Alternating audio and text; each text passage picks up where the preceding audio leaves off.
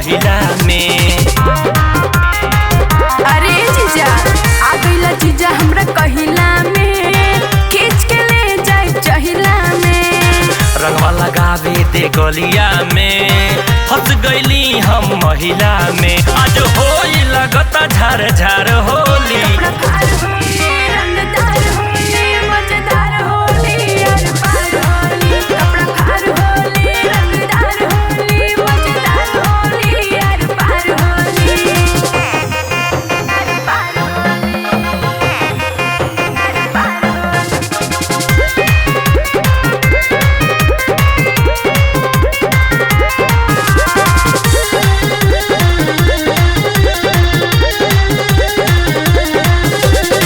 पहला होली जीजा ससुराल में, भर दिन रही पूरा बहवाल में। आइब न अब दूसरा साल में, फंस गईनी कौन जाल में। पहला होली जीजा ससुराल में, भर दिन रही पूरा बहवाल में। आइब न अब दूसरा साल में, फंस गईनी कौन जाल में। प्रदीप खेली न ऐसन कचकचार होली, कपड़ा फाड़ होली,